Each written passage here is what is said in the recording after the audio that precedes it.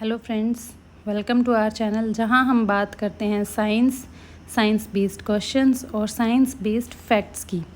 आज से हम स्टार्ट कर रहे हैं अपनी साइंस की सीरीज़ जिसमें हम बात करेंगे कॉम्पिटिटिव एग्ज़ाम्स में आने वाले उन क्वेश्चंस की जो साइंस से रिलेटेड होते हैं।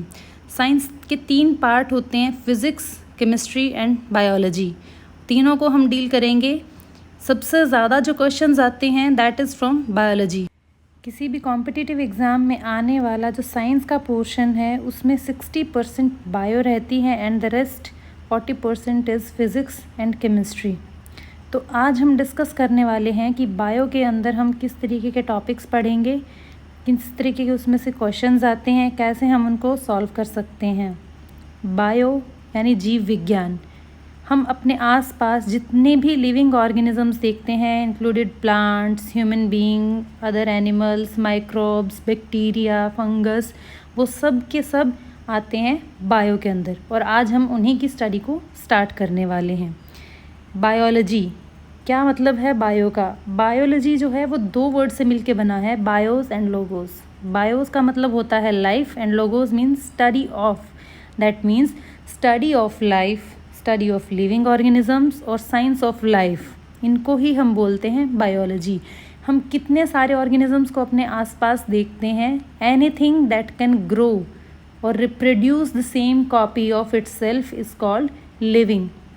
अगर बात करें हम टर्म लिविंग की तो उसके अंदर हम पढ़ेंगे क्या क्या। जैसा आप जानते हैं हमारी अर्थ के ऊपर लाखों करोड़ों टाइप के जीव जंतु हैं, तो वो किस तरीके से ग्रो करते हैं, क्या उनका बॉडी स्ट्रक्चर है, किस तरह की बनावट है, क्या उनके अंदर बॉडी पार्ट्स हैं, उन सब की हम डिटेल में स्टडी करते हैं बायोलॉजी के अंदर। लेकिन कॉम्पिटिटिव एग्ज़ाम के लिए हम डिटेल में स्टडी नहीं करेंगे, सिर्फ हम फोकस्ड एरिया को कंसिडर करेंगे। टर्म बायोलॉजी जो हम बार बार ये वर्ड यूज़ कर रहे हैं, बायोलॉजी, ये वर्ड दिया किसने था? 1802 में ये वर्ड दिया था फ्रेंच साइंटिस्ट लेमार्क और जर्मन साइंटिस्ट ट्रेविरानस ने। चलो एक क्वेश्चन तो यहीं से कवर हो गया। ये अक्सर पूछा जाता है कॉम्पिटिटिव एग्जाम में कि term biology was given by which scientist, तो आपको याद रखना है this term was given by Lamarck and Treviranus. ना comes to the second question. अक्सर पूछा जाता है फादर ऑफ जूलॉजी किसे कहा जाता है? फादर ऑफ जूलॉजी कहा जाता है अरस्तु यानी एरिस्टोटल को। इन्हें फादर ऑफ जूलॉजी भी कहा जाता है और फादर ऑफ बायोलॉजी भी कहा जाता है। आंसर होगा एरिस्टोटल या अरस्तु। अब ये तो हुई जूलॉजी की बात जो कि जीव विज्ञान है। अगर हम बात करें वनस्पति विज्ञान यानी बॉटनी की, तो फादर ऑफ बॉटनी है थियोफ्रास्टस, ये भी आपको याद रखना है। And third part, father of microbiology, microbiology है एंटनी वॉन ल्यूनहॉक। एंटनी वॉन ल्यूनहॉक को क्यों कहा जाता है फादर ऑफ माइक्रोबायोलॉजी? क्योंकि इन्होंने बैक्टीरिया की खोज की थी। इसी वजह से माइक्रोबायोलॉजी एक नई ब्रांच ऑफ बायोलॉजी की उभर के आई थी और एंटनी वॉन ल्यूनहॉक को कहा जाता है फादर ऑफ माइक्रोबायोलॉजी। आगे हम देखते हैं बायो को हम फर्दर कितने पार्ट्स में डिवाइड कर सकते हैं। बायोलॉजी को हम बेसिक 2 पार्ट्स में डिवाइड करते हैं, basic biology and applied biology. जो बेसिक बायोलॉजी है वो आगे 3 पार्ट्स में डिवाइडेड होती है, botany, zoology and microbiology. Botany में हम स्टडी करते हैं प्लांट्स को, जूलॉजी में हम स्टडी करते हैं एनिमल्स को इंक्लूडिंग ह्यूमन बींग्स, और माइक्रोबायोलॉजी में हम स्टडी करते हैं माइक्रोब्स को, जैसे बैक्टीरिया, वायरस, फंगस। तो सबसे पहले हम डिस्कस करेंगे ह्यूमन फिजियोलॉजी। जूलॉजी का एक पार्ट है ह्यूमन फिजियोलॉजी जिससे सबसे ज़्यादा क्वेश्चन आते हैं। फिजियोलॉजी मतलब वर्किंग ऑफ ह्यूमन बॉडी। इसमें जो सबसे पहले हमारा टॉपिक रहेगा दैट इज़ न्यूट्रिशन। न्यूट्रिशन यानी पोषण।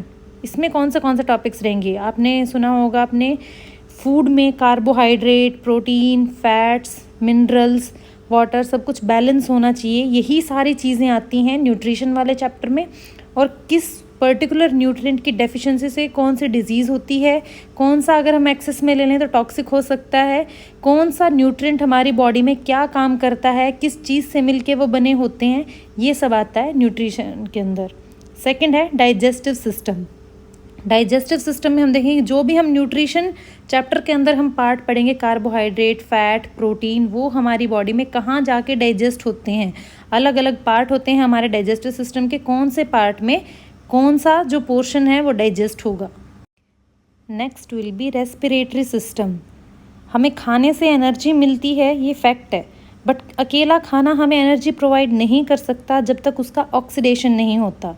वो उस ऑक्सीडेशन के लिए हमारी बॉडी में ऑक्सीजन का होना ज़रूरी है, और उस ऑक्सीजन के आने के लिए रेस्पिरेटरी सिस्टम हमारी हेल्प करता है। रेस्पिरेटरी सिस्टम के कौन से पार्ट होते हैं, कैसे फंक्शनिंग होती है, वो ऑक्सीजन और CO2 का एक्सचेंज हमारी बॉडी में कैसे होता है, कितना रेशो होता है, ये सब हम डिस्कस करेंगे रेस्पिरेटरी सिस्टम में। आफ्टर रेस्पिरेशन नेक्स्ट टॉपिक होगा हमारा सर्कुलेटरी सिस्टम। सर्कुलेटरी सिस्टम में हम पढ़ते हैं हार्ट और ब्लड वेसल्स के बारे में। बेसिकली ब्लड का काम क्या होता है, हमारी पूरी बॉडी में फूड को और ऑक्सीजन को ट्रांसपोर्ट करना। जब फूड और ऑक्सीजन यूटिलाइज होकर जो भी वेस्ट मटेरियल प्रोड्यूस होता है उसको वापस एक्सक्रीटरी ऑर्गन तक लेके आना। हमारे हार्ट रेट क्या होती है, ब्लड कैसे पंप होता है और कैसे पूरी बॉडी में सर्कुलेशन चलती है, ये सब कुछ हमारा सर्कुलेटरी सिस्टम का पार्ट है। अभी हमने डिस्कस किया था कि खाना और ऑक्सीजन दोनों मिलके एनर्जी प्रोड्यूस करते हैं, तो वो एनर्जी बॉडी में कहीं एक जगह प्रोड्यूस नहीं होती है। हर एक बॉडी पार्ट की रिक्वायरमेंट अलग अलग होती है। तो जिस भी बॉडी पार्ट की जितनी भी रिक्वायरमेंट होती है, हमारे ब्लड का काम होता है कि पूरी बॉडी के अंदर उस फूड को और ऑक्सीजन को पहुंचाना, उसकी रिक्वायरमेंट के अकॉर्डिंग वहाँ पे एनर्जी जनरेट करवाना और वेस्ट मटेरियल को वापस एक्सक्रीटरी ऑर्गन्स तक लेके आना। इस सब को हम डिटेल में डिस्कस करेंगे सर्कुलेटरी सिस्टम के अंदर। ना comes to excretory system.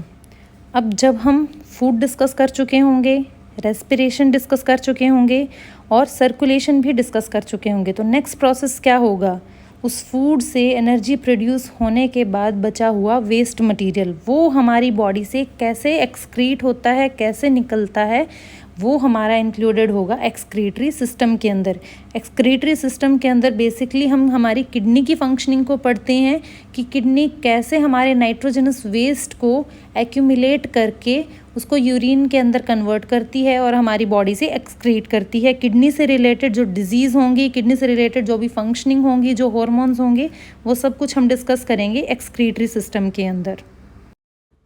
Next topic होगा हमारा स्केलेटल सिस्टम। स्केलेटल सिस्टम में हम डिस्कस करेंगे बोन्स के बारे में, जिसमें से काफ़ी क्वेश्चंस बनते हैं। शॉर्टेस्ट बोन कौन सी है, लॉन्गेस्ट बोन कौन सी है, स्ट्रॉन्गेस्ट मसल कौन सा है, हमारी बोन्स कैसे एक दूसरे से जुड़ी होती हैं, कौन सा न्यूट्रिएंट उनके लिए ज़रूरी है, किस तरीके की ग्रोथ होती है, ये सब कुछ हम डिस्कस करेंगे स्केलेटल सिस्टम के अंदर। After skeletal system we will discuss nervous system. Nervous system में हम कौन से टॉपिक्स कवर करेंगे, हमारी ब्रेन, स्पाइनल कोड, किस तरीके की एक्टिविटीज़ हमारे ब्रेन में कौन से पार्ट में कंट्रोल होती हैं, कौन सी है एक्टिविटीज़ रिफ्लेक्स एक्शन होती हैं, कौन सी हैं जो हमारी वॉलंटियर एक्टिविटीज़ होती हैं, ये सारी टर्म्स आपको क्लियर हो जाएंगी जब हम नर्वस सिस्टम को डिस्कस करेंगे। Next will be reproductive system, जिसमें हम मेल और फीमेल रिप्रोडक्टिव ऑर्गन्स के बारे में बात करेंगे, उनके रिप्रोडक्टिव हार्मोन्स के बारे में बात करेंगे, कौन से मेल और फीमेल बॉडी में चेंजेस आते हैं जब रिप्रोडक्टिव ऑर्गन्स डेवलप होते हैं, इन सब के बारे में हम डिस्कस करेंगे रिप्रोडक्टिव सिस्टम के अंदर। Next topic of human physiology will be endocrine system. Endocrine system जिसमें हम डिस्कस करते हैं हार्मोन्स और ग्लैंड्स के बारे में। ग्लैंड्स जिन्हें ग्रंथियाँ भी कहा जाता है, जो कि हमारी बॉडी में हार्मोन सिक्रीट करती हैं। हार्मोन्स का क्या काम होता है, जैसे ब्रेन हमारी बॉडी को कंट्रोल करता है, वैसे ही हार्मोन्स भी हमारी बॉडी को कंट्रोल करते हैं। कौन सा हार्मोन कौन सी ग्लैंड से सिक्रीट होता है, इस पे बेस्ड क्वेश्चंस आते हैं अक्सर एग्जाम्स में, और ये सब हम डिस्कस करेंगे एंडोक्राइन सिस्टम के अंदर। ह्यूमन फिजियोलॉजी के कंप्लीट होने के बाद नेक्स्ट टॉपिक होगा हमारा classification of living organisms. Cells के बेसिस पे डिफरेंट टाइप के कौन से लिविंग ऑर्गेनिजम्स हैं उनको हम डिस्कस करेंगे इन दिस चैप्टर।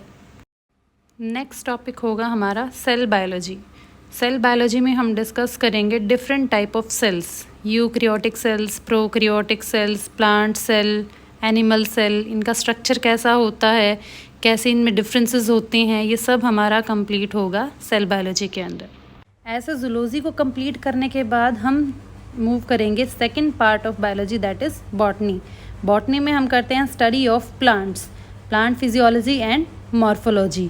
किस तरीके से प्लांट्स के डिफरेंट पार्ट्स एक्ट करते हैं, किस पार्ट का क्या काम होता है। आपने डिफरेंट क्वेश्चन देखे होंगे कि कोई भी पर्टिकुलर वेजिटेबल आपसे पूछी जाती है, ये रूट है या स्टेम है, किस तरीके के उनका लीफ का स्ट्रक्चर होता है, कलर किस वजह से होता है, डिफरेंट डिफरेंट कलर जो होते हैं प्लांट के अंदर, ग्रीन कलर किस वजह से होता है, रेड कलर किस वजह से होता है, ये सारे के सारे क्वेश्चंस हम डिस्कस करेंगे बॉटनी पार्ट के अंदर। और लास्ट पार्ट होगा हमारा माइक्रोबायोलॉजी, जिसमें होगा बैक्टीरिया, वायरस, फंगस, इन सब की हम स्टडी करेंगे। किस तरीके का इनका सेल स्ट्रक्चर होता है, किस तरीके से हमारी बॉडी पे एक्ट करते हैं, एनवायरनमेंट में डिफरेंट डिफरेंट काइंड के बैक्टीरिया, वायरस और फंगस मिलते हैं, कौन से बेनिफिशियल हैं और कौन से हार्मफुल हैं।